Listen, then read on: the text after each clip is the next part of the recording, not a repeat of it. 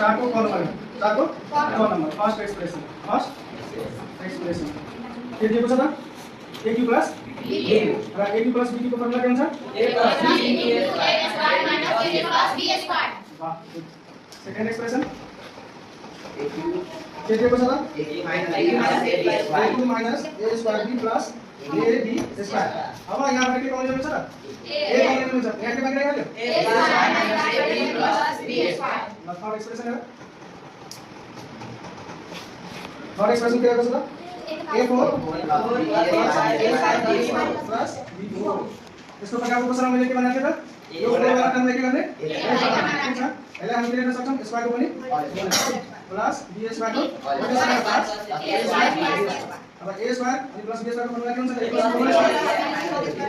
b को whole square minus 2ab ठीक छ अब यसलाई घटाउँदा के हुन्छ a square plus b square को होल स्क्वायर माइनस a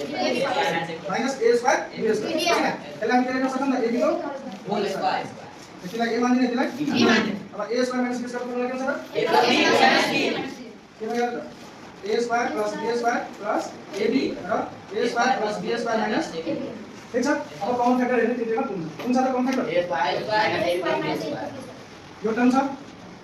कि नै एलसीएम बराबर के हुन्छ कमन फ्याक्टर यहाँ के भयो a square plus b square minus ab ये हम के भयो ठीक छ बुझ्यो कि नै